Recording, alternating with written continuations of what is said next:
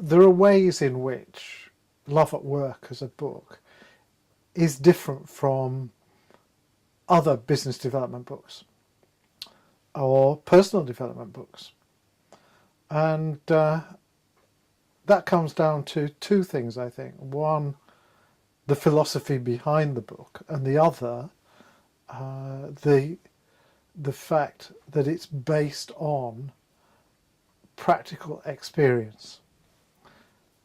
That I took the ideas into a workplace and worked with them for the best part of 10 years.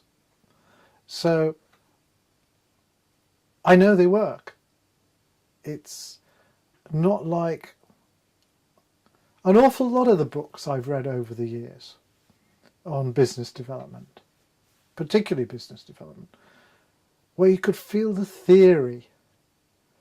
And theory's all very well, but it needs to be backed up by real evidence. And that's the case with Love at Work. The book relies on looking at who we are as human beings and how we operate.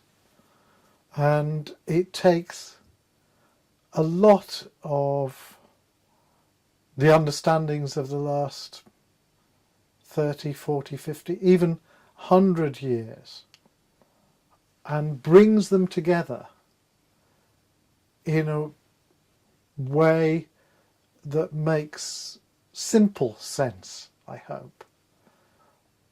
I absolutely believe that the way for us to advance as human beings on a physical, emotional, a mental and a spiritual level is through meditation. And that's not some mountaintop experience, it's an everyday experience. It's simply about letting one's thoughts go. And it's a thread all the way through the book. There's a strong thread of sustainability, not surprisingly perhaps. Because again, I believe we cannot go on living in the world the way we've lived in it for century after century.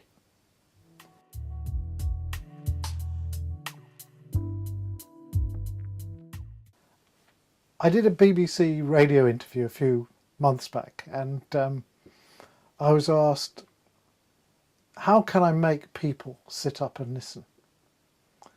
Particularly those employers who don't care. My answer was simple. I can't. It's the same principle, I think, as charity begins at home. Change begins at home. Change begins with ourselves. And we can only do what we can do. And the small things that we do as individuals to make a difference are as important in the long-term welfare of our world as the big things. It is just as important, if not more so, for me to change something in me that doesn't work, as it is for me to go out and try and change something in the world that doesn't work.